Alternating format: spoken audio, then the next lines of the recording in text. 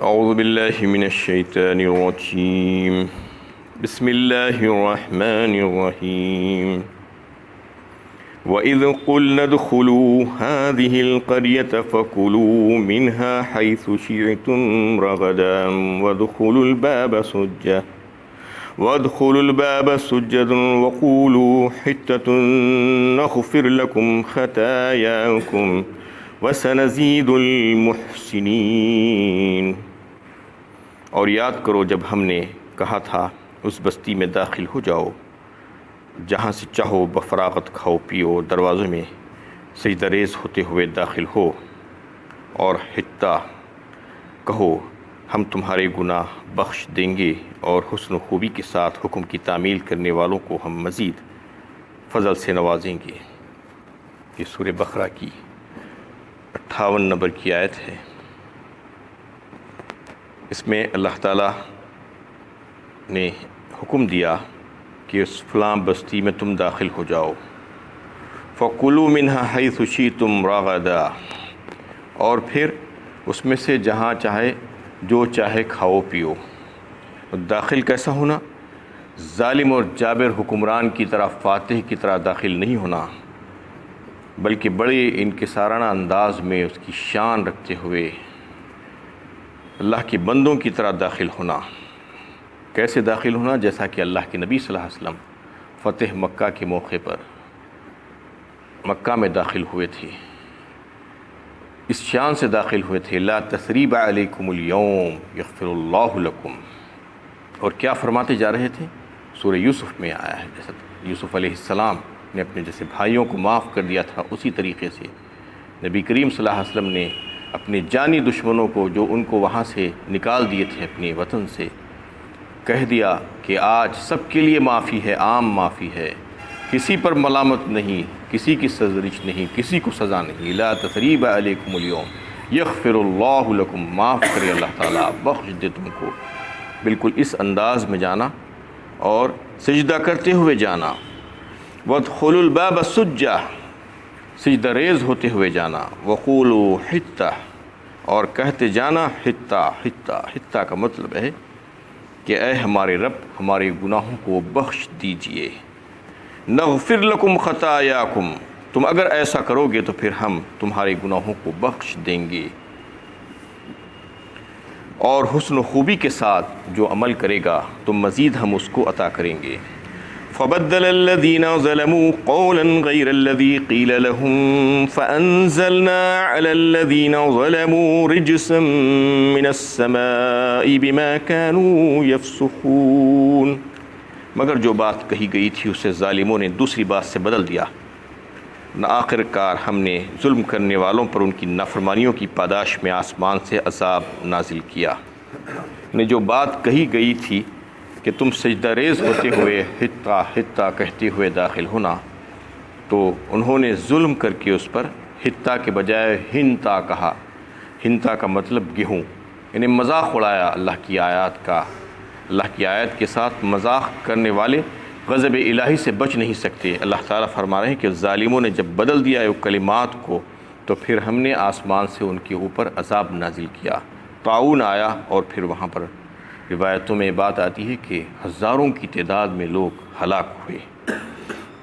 وَإِذِ اسْتَسْقَىٰ مُوسَىٰ لِقَوْمِهِ فَقُلْنَا اضْرِب بِّعَصَاكَ الْحَجَرَ فَانفَجَرَتْ مِنْهُ اثْنَتَ عَشْرَةَ عَيْنًا قَدْ عَلِمَ كُلُّ أُنَاسٍ مَّشْرَبَهُمْ كُلُوا وَاشْرَبُوا مِن رِّزْقِ اللَّهِ وَلَا تَعْثَوْا فِي الْأَرْضِ مُفْسِدِينَ۔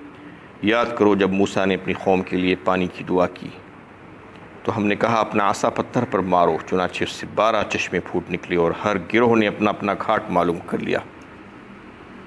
کھاؤ اور پیو اللہ کے رزق میں سے اور زمین میں فساد پھیلاتے نہ پھرو۔ یہ واقعہ بھی اسی واقعے کے ساتھ کا ایک واقعہ ہے جو وادی طے میں پیش آیا تھا، جس کا تذکرہ پچھلی آیتوں میں بھی چل رہا تھا کہ مختلف قسم کے واقعات جس میں انسانی ضروریات جو ہوتی ہیں اس کو اللہ تعالیٰ نے اس میدان میں بھی پوری کی اپنے رحم و کرم سے، رحمت برسا کر۔ تو جب پانی کی خواہش ہوئی اور جب پیاس لگی تو انہوں نے موسیٰ علیہ السلام سے درخواست کی کہ اپنے پروردگار سے پانی مانگو ہمارے لیے۔ وَإِذِ اسْتَسْقَىٰ مُوسَىٰ لِقَوْمِهِ، قوم کے لیے موسیٰ علیہ السلام نے پانی مانگا اللہ تعالیٰ سے، تو اللہ تعالیٰ نے کہا کہ فَقُلْ نَضْرِبْ بِعَصَاكَ الْحَجَرَ، مارو اپنے عصا کو اس پتھر پر، فَانْفَجَرَتْ مِنْ اثْنَتَا عَشْرَةَ عَيْنًا، تو پھوٹ پڑے گا پانی، وہاں سے نکل پڑے گا 12 چشمے ایک پھوٹ پڑے اس میں سے۔ قَدْ عَلِمَ كُلُّ أُنَاسٍ مَشْرَبَهُمْ، اور یہ 12 چشمے جو تھے 12 خاندان تھے حضرت یعقوب علیہ السلام کے، 12 فرزند، اور ہر ایک کا ایک الگ الگ خاندان جس کو انتظامی معاملات کے لیے الگ الگ کر کے رکھا گیا تھا، تو ہر ایک کے لیے ایک ایک چشمہ اس پتھر پہ سے پھوٹا، اور ہر ایک نے اپنا اپنا گھاٹ معلوم کر لیا، اور بغیر کسی لڑائی جھگڑے کے وہ اپنے اپنے گھاٹ سے پانی لینے لگے۔ کُلُوا وَاشْرَبُوا مِن رِزْقِ اللَّهِ وَلَا تَعْثَوْا فِي الْأَرْضِ مُفْسِدِينَ، بس کہہ دیا گیا کہ کھاؤ اور پیو اللہ کے رزق میں سے، لیکن حد اعتدال سے آگے مت بڑھو، فساد اور خون ریزیاں، قتل و غارت گری مت کرو۔ اس میں موسیٰ علیہ السلام نے جب پانی مانگا اپنے پروردگار سے تو اللہ تعالیٰ نے پانی کا انتظام فرما دیا۔ استسقاء کہتے ہیں پانی کو، نماز استسقاء جو پڑھی جاتی ہے کہ پانی مانگنے کے لیے، بارش کے لیے جو نماز پڑھی جاتی ہے، اس میں حضرت امام اعظم ابو حنیفہ رحمۃ اللہ علیہ کا ارشاد ہے کہ اصل میں استسقاء جو پانی مانگا جاتا ہے اللہ تعالیٰ سے، ظاہر بات ہے پانی دینے والی ذات اللہ تعالیٰ ہی کی ہے، اور کون ہو سکتی ہے، تو وہ تو دعا ہے، اصل میں اللہ تعالیٰ سے دعا ہے۔ لیکن بعض دفعہ حدیثوں میں یہ بات بھی آئی ہے کہ اللہ کے نبی صلی اللہ علیہ وسلم نے جب پانی مانگا اللہ تعالیٰ سے تو نماز کا اہتمام بھی کیا، عیدگاہ تشریف لے گئے اور پھر وہاں پر جا کر خطبہ ارشاد فرمایا، نماز ادا کی اور پھر دعا فرمائی۔ اور بعض دفعہ ایسا بھی ہوا کہ صرف دعا ہی کر دی، جیسا کہ ایک صحیحین کی ایک روایت ہے جسے حضرت انس رضی اللہ تعالیٰ عنہ روایت کرتے ہیں کہ ایک دفعہ جمعہ کا خطبہ ارشاد فرما رہے تھے آپ صلی اللہ علیہ وسلم کہ لوگوں نے آ کر آپ سے درخواست کی کہ یا رسول اللہ پانی کی قلت ہو گئی ہے، آپ دعا فرما دیجیے۔ اسی وقت آپ صلی اللہ علیہ وسلم نے دعا فرمائی پانی کے لیے، بس دعا کرنا تھا کہ بارش شروع ہو گئی، ہاتھ نیچے بھی نہیں آیا تھا اور بارش چلتی گئی۔ یہ بھی جو ہے ہوا ہے۔ اصل اگر دیکھا جائے تو یہ مسلم یہ بات ہے کہ فقر و مسکنت طاری کرنا، اظہار کرنا اور نافرمانیوں سے باز آ جانا اور اللہ تعالیٰ سے اپنی گناہوں کی بخشش کروانا اور اس پر معافی چاہنا، یہ اصل ذریعہ بنتا ہے بارش کے لیے۔ پانی مانگنے کا جو طریقہ جو ہے وہ ہے استغفروا ربکم انہ کان غفارا یرسل السماء علیکم مدرارا، سورہ نوح علیہ السلام نے بھی یہی کہا تھا ان کی قوم سے کہ استغفار کرو، بخشش مانگو، توبہ کرو، اللہ تعالیٰ سے رجوع ہو، اپنے گناہوں پر نادم ہو۔ انہ کان غفارا، بے شک وہ معاف کرنے والا ہے، اور پھر معاف کرنے کے بعد اس کی جزا کیا ملے گی، فائدہ کیا ہوگا؟ یرسل السماء علیکم مدرارا، وہ آسمان سے پانی کے دہانے کھول دے گا تمہارے لیے، یعنی بارش ایسی ہو جائے گی کہ تم خوش ہو جاؤ گے، کیونکہ بارش کے بغیر زندگی نہیں ہو سکتی۔ آج بھی آپ دیکھیے کہ چاہے کتنی ترقی کر لے دنیا، بارش کے بغیر کچھ نہیں ہو سکتا۔ کسان جب بیج بوتا ہے زمین میں اور کھیتی لہلہانے لگتی ہے تو آسمان کی طرف نظر ڈالتا ہے، بس مانگتا ہے اللہ تعالیٰ سے کہ یا اللہ بارش برسا دیجیے۔ بارش اگر نہیں ہوگی تو سارے کا سارا ڈیولپمنٹ دھرے کا دھرا رہ جاتا ہے۔ کتنی کوششیں انسانوں نے کر کے دیکھ لی بارش کے لیے، کیسے جو ہے بادل کو پھاڑنے کی کوشش کرتے ہیں، کروڑہا روپئے لے کر لگا کر ایئر کرافٹس کے ذریعے سے کیمیکلز کا چھڑکاؤ کرتے ہیں تاکہ بادل جو آ گئے ہیں وہ بادل میں سے پانی باہر نکل کر برس جائے، لیکن یہ ممکن نہیں ہے، انسان کے ہاتھ میں نہیں ہے، وہ پیسے سارے کے سارے بیکار ہو گئے۔ کئی وقت ایسا ہوا، الم تری ان اللہ یزجی سحابا ثم یعلف بینہ ثم یجعلہ رکاما فتری الودق یخرج من خلالہ، سورہ نور 18ویں پارے میں اللہ تعالیٰ نے بتایا کہ بادل جو نظر آتے ہیں یہ کون بناتا ہے؟ اللہ تعالیٰ ہی چلاتے ہیں، اسے بناتے ہیں، پہلے بھاپ کو اٹھاتے ہیں، بھانپ کے ذریعے سے پانی کو اٹھا کر اس کے بعد پھر اس بادل کو چلاتی ہیں. الم تری ان اللہ یزجی سحابا ثم یعلف بینہ، اور پھر اس کو ملا دیتی ہیں باہم ایک دوسرے سے اور پھر تہ بتہ کر دے. ثم یجعلہ رکاما فتر الودق یخرج من خلالی، اور پھر تو دیکھتا ہے کہ اس میں سے بارش کے خطرے نکلتے ہیں. بادلوں کو حکم دینے والی ذات اللہ تعالیٰ کی ہے. بسا اوقات دیکھا جاتا ہے کہ بادل گھیر کر آ گئے ہیں لیکن ایک قطرہ پانی کا نہیں برستا. اللہ تعالیٰ کا حکم نہیں ہوتا ہے. جہاں پر حکم ہوتا ہے، جتنا حکم ہوتا ہے اتنا ہی بادل برسا سکتا ہے، ورنہ بادل کی مجال نہیں کہ وہ اللہ تعالیٰ کے حکم کے بغیر برس جائے، چاہے کوئی کتنی کوشش کر لے. تو اس میں اللہ تعالیٰ سے پانی مانگا گیا تھا. تو پانی کی اور بارش کی جو ہے اصل اس میں مؤثر کیا چیز ہو سکتی ہے؟ استغفار، توبہ. گناہوں پر اصرار کرتے ہوئے، اللہ تعالیٰ کی نافرمانی کرتے ہوئے پانی مانگیں گے، بارش مانگیں گے تو اس میں اثر نہیں آئے گا. آج دیکھا جاتا ہے کہ لوگ نماز استسقاء بھی پڑھ رہے ہیں، عیدگاہ جا رہے ہیں، دعائیں ہو رہی ہیں، لیکن استغفار نہیں ہو رہا ہے. اپنے گناہوں سے توبہ نہیں کرتے ہیں، معافی نہیں مانگتے اور جو ہے نافرمانی سے باز نہیں آنا چاہتے، پھر پانی بھی مانگ رہے ہیں. کیسے ملے گا پانی؟ پانی مانگنے کے لیے اس کی بنیاد تو یہ ہے کہ استغفار، اللہ تعالیٰ سے اپنے گناہوں، اپنی خطاؤں پر معافی مانگنا اور شرمندہ ہونا اور آئندہ نہ کرنے کا وعدہ کرنا. تو اللہ تعالیٰ آسمان سے دہانے کھول دیتے ہیں. یہ اس میں بتایا گیا ہے. وَإِذْ قُلْتُمْ يَا مُوسَىٰ لَن نَّصْبِرَ عَلَىٰ طَعَامٍ وَاحِدٍ فَادْعُ لَنَا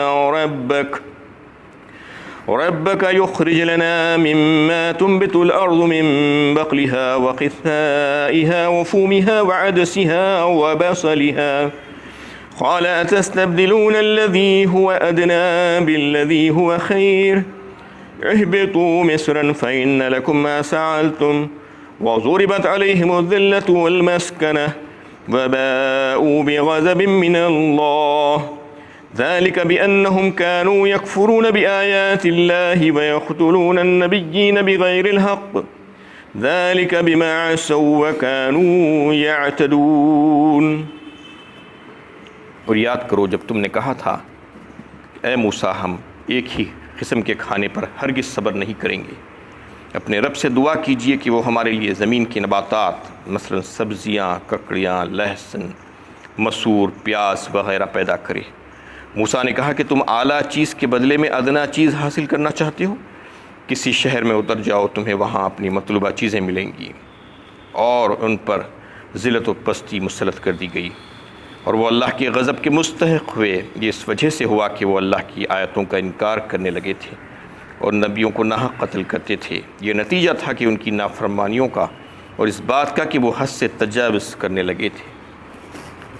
اس میں قوم بنی اسرائیل کو جو اللہ تعالیٰ نے آسمان سے غذا پہنچانے کا انتظام کیا تھا، من و سلویٰ جس کا تذکرہ پچھلی آیتوں میں آیا ہے، وہ ملتے ملتے وہ اکتا گئے. انسان کی فطرت میں ہے کہ کوئی ایک چیز استعمال کرتے کرتے چاہتا ہے کہ مجھے چینج چاہیے. تو ویسا ہی انہوں نے بھی ایسا ہی کہا اللہ تعالیٰ سے کہ ہم اکتا گئے ہیں یہ غذائیں کھاتے کھاتے کھاتے، من و سلویٰ، یہ بٹیر کا گوشت اور یہ ترنجین جو آ رہا ہے ہمارے لیے. ہم چاہتے ہیں کہ مزید کوئی چیز زمین کی پیداوار ہم کو ملے جس میں ترکاریاں ہو، ساگ ہو، ککڑی ہو، لہسن ہو، پیاز ہو، مسور کی دال ہو.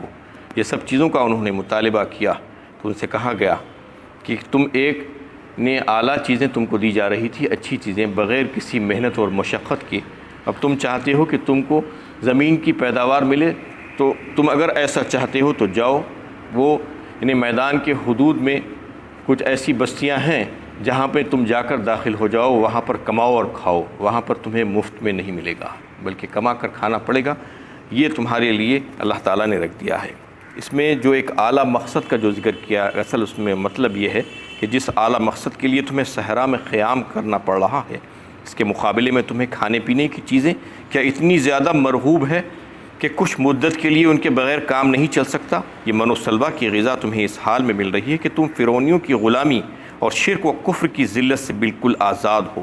اب یہ تمہارے اپنے ظرف کی بات ہے کہ سادہ اور معمولی غذا کو جو عزت و آزادی کے ساتھ نصیب ہو رہی ہے بہتر سمجھو یا ان انواع و اقسام کے کھانوں کو جن کے ساتھ غلامی کی ذلت اور کفر و شرک کی علائشیں لگی ہوئی ہو.